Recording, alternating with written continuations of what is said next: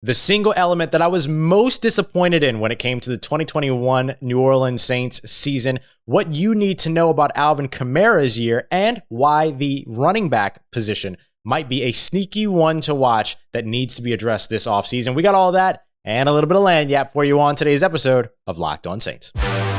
You are Locked On Saints, your daily New Orleans Saints podcast, part of the Locked On Podcast Network, your team every day.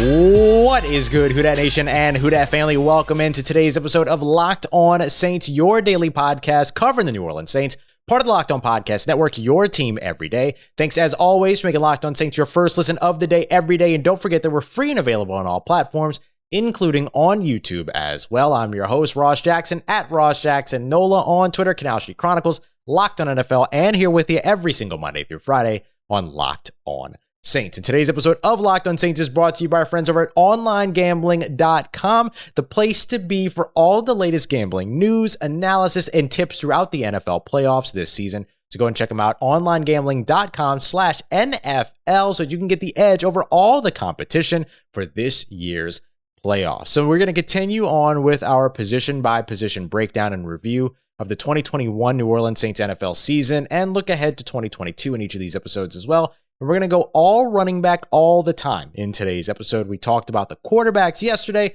as well as dug into some things you needed to know in terms of a free agency and free agent sort of types as well. So you can check that out if you want to take a look at that on Wednesday's episode. But today we're talking running backs. And we're going to start off with Alvin Kamara, because Alvin Kamara had what a lot of people will consider a down season. For the first time in his career, he didn't reach both 500 yards rushing and 500 yards receiving. He only had 47 receptions after having 81 or more over the course of the first 3 seasons, but he did average 9.3 yards per catch, which was his second best average of his career. So he did have that part going for him, and he also tied his career high in receiving touchdowns with 5, which he's done now 3 times in his career. But in the rushing game, he got a lot of opportunities. He ran for the most carries, or had the most carries in his career, ran for the second most yards in his career, only 4 rushing touchdowns, unfortunately, which is a career low.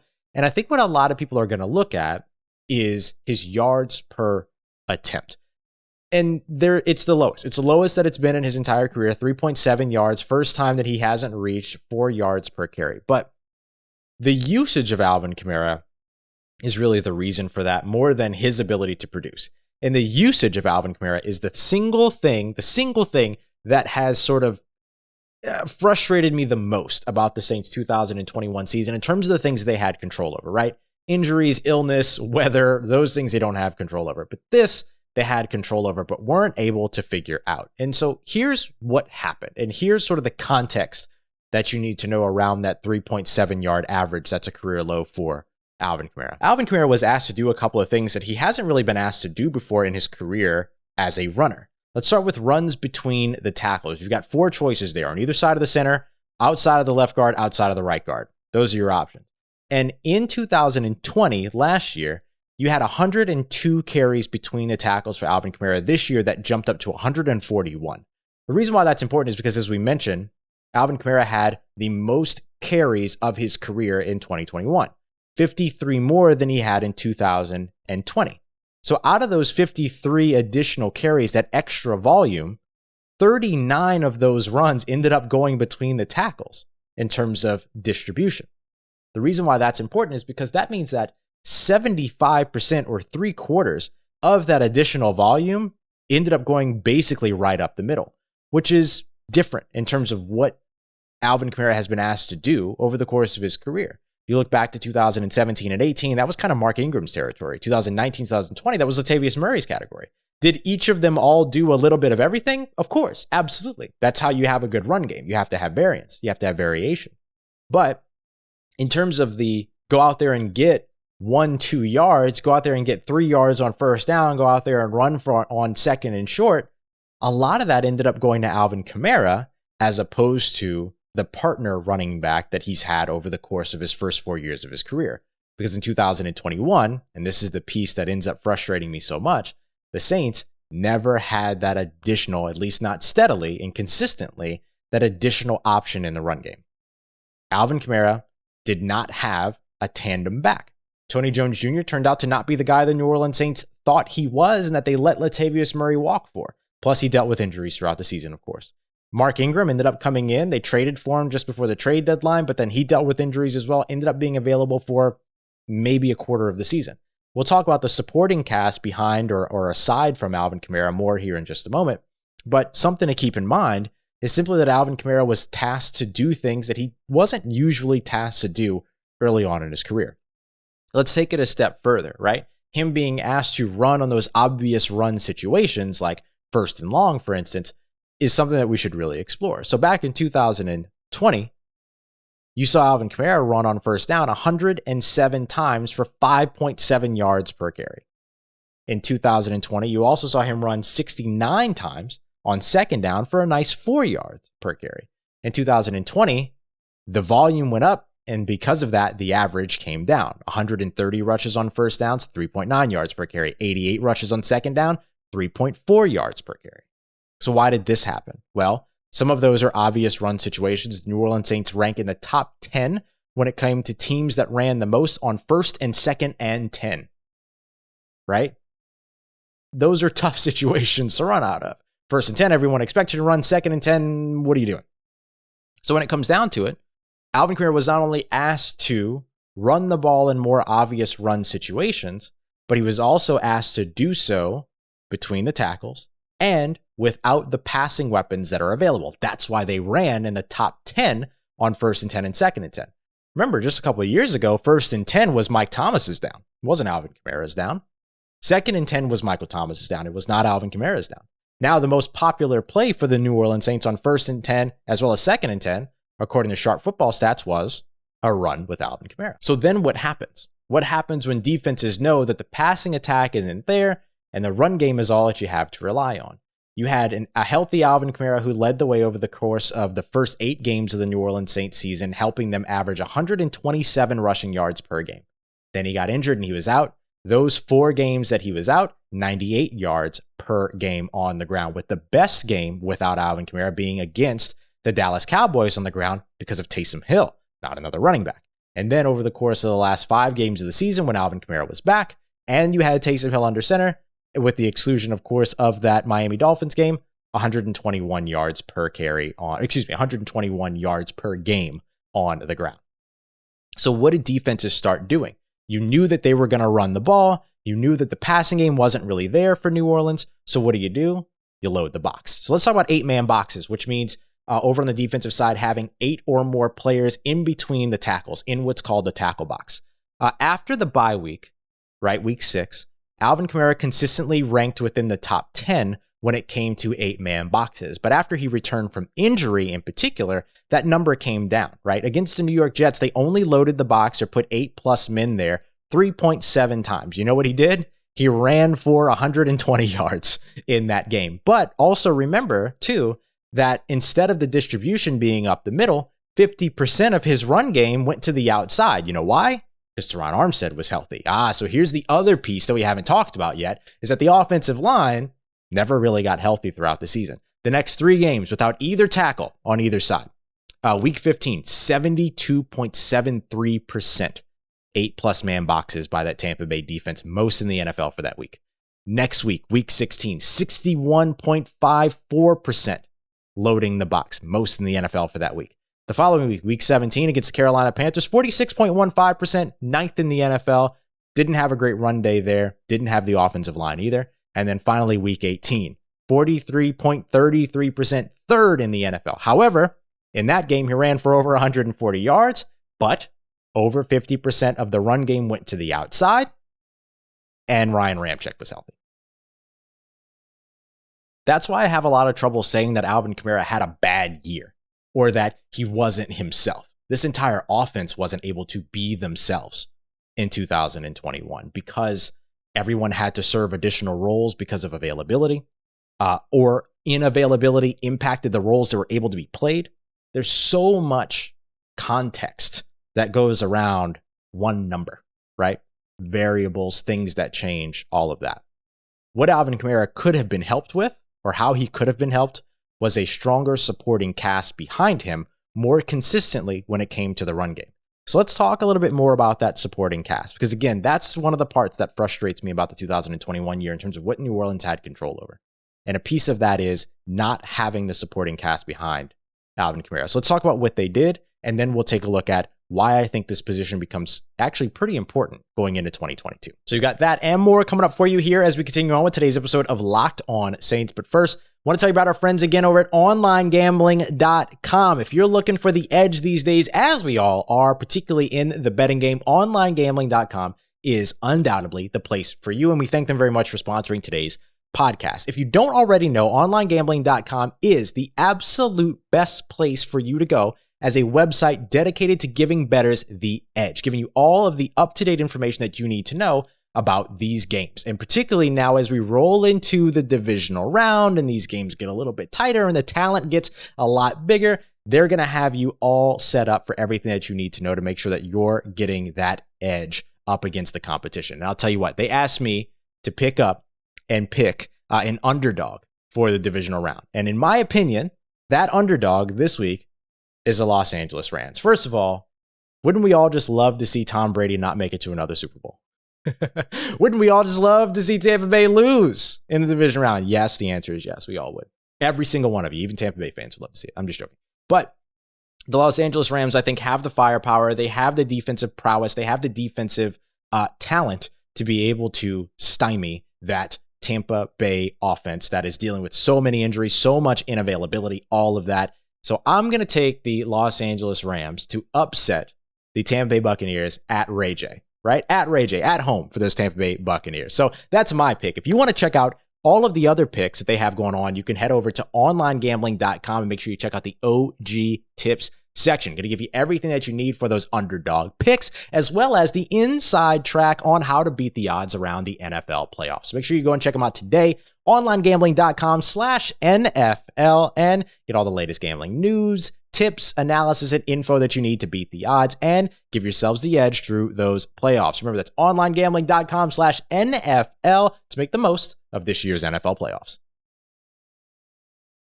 All right, Who Dat Nation, continuing on with today's episode of Locked On Saints. Thanks again for making Locked On Saints your first listen of the day. And we have a big announcement. Peacock and Williamson going on the road to Super Bowl Radio Row. So make sure you go and check them out because you're going to get all the news, all the analysis, all the big interviews, everything over at the Peacock and Williamson NFL show, which is available free and on all platforms. Continuing on with today's episode of Locked On Saints, we talked a bit about Alvin Kamara's performance, which was a good performance in 2021, but wasn't really like up to the standard that maybe most expect. And so we kind of filled out the context around that, why that was the case, not just what happened, right?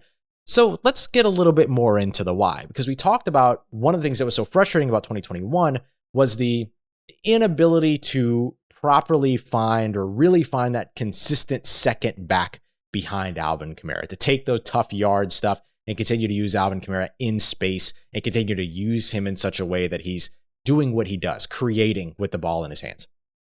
In past years, he's had Mark Ingram and Latavius Murray to help him with that.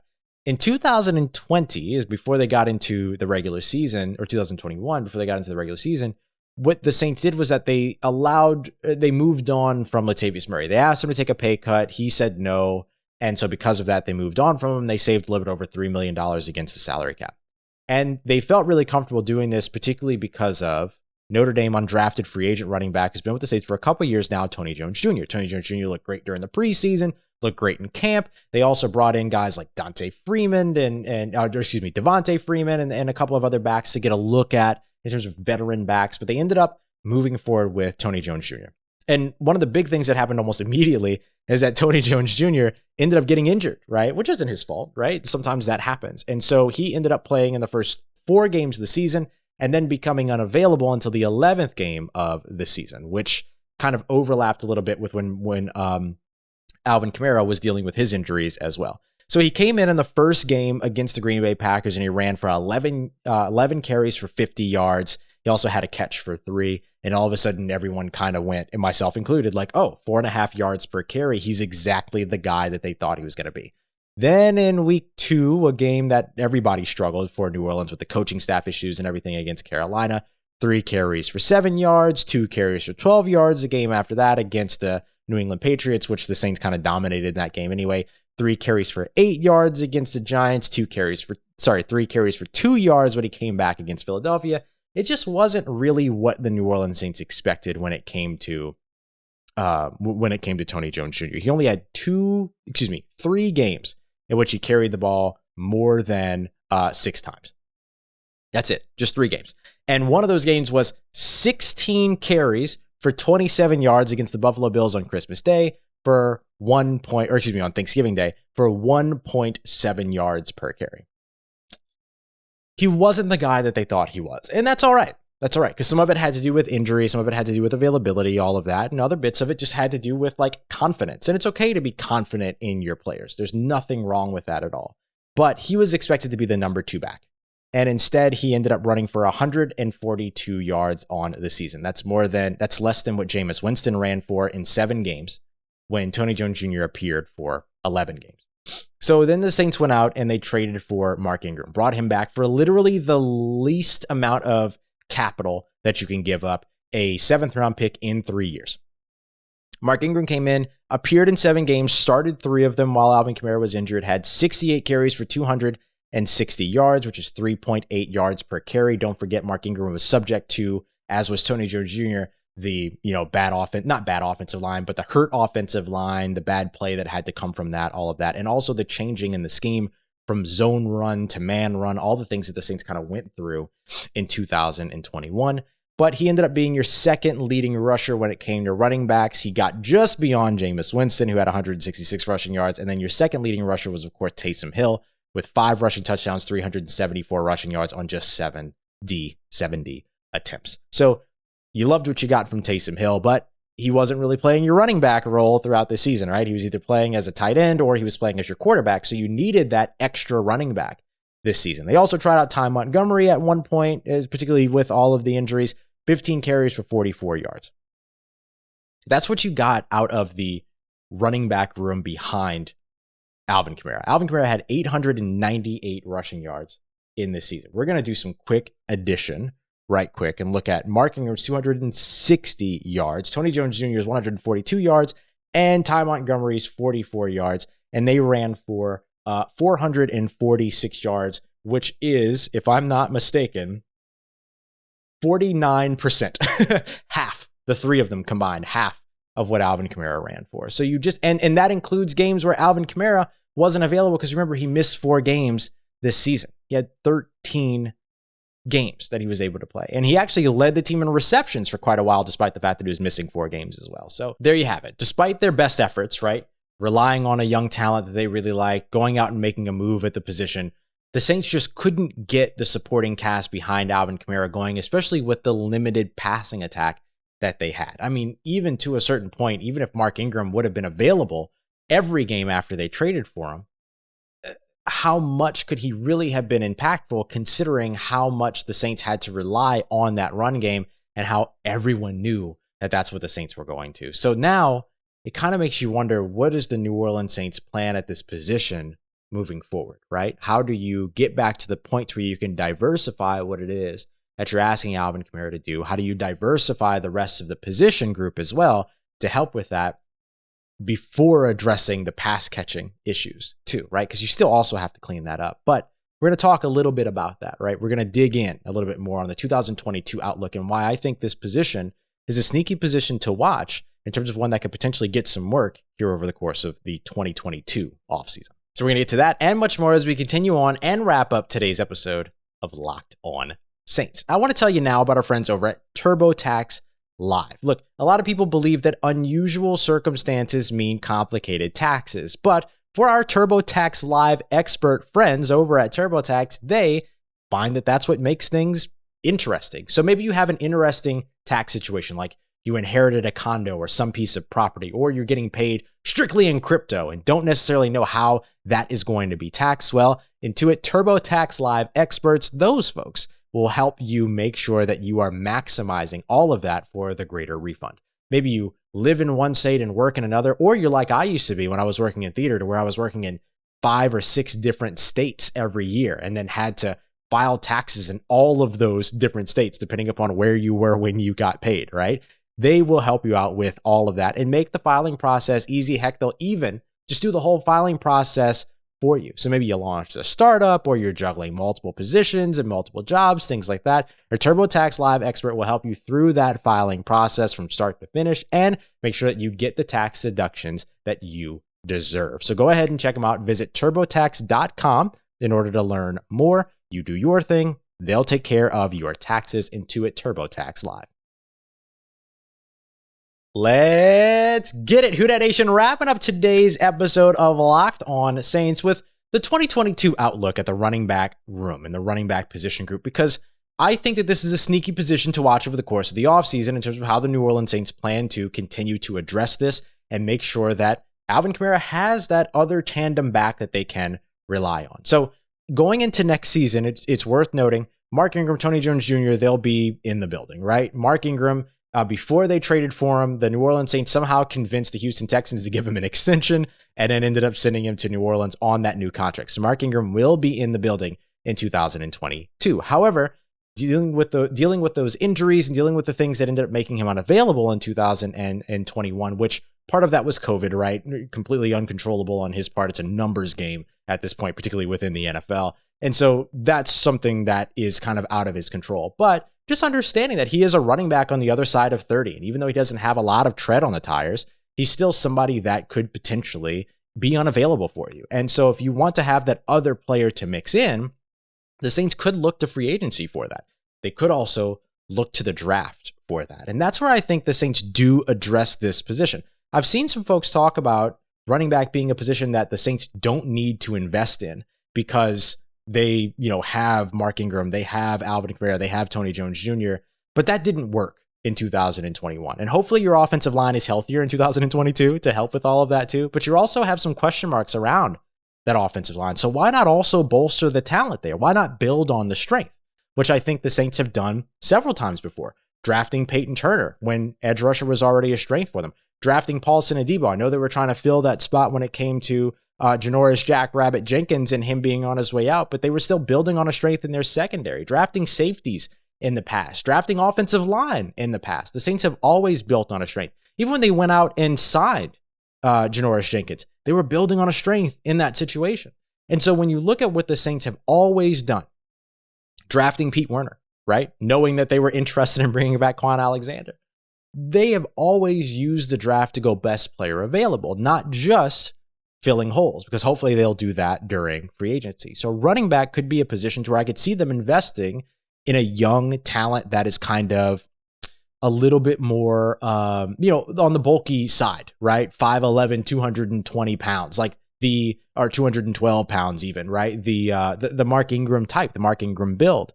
Guys like, let's take a look at this list here. Jerome Ford out of Cincinnati, Breece Hall out of Iowa State, James Cook out of Georgia if he puts on a little bit of extra weight. Although James Cook out of Georgia for me is that's a sell regardless. A buy regardless. But when you look at the players that are available at the running back position and you know what it is that the New Orleans Saints lacked so much in the dynamics of the run game in 2021, unless you were relying on Taysom Hill as your tandem guy, but you can't do that when he's under center for you or when he's playing tight end for you, whichever role he's going to be filling out in 2022. I think you have to address the position. And I think it's a sneaky one that the New Orleans Saints look at and say, hey, that is a spot where we are interested in bolstering, building on that strength.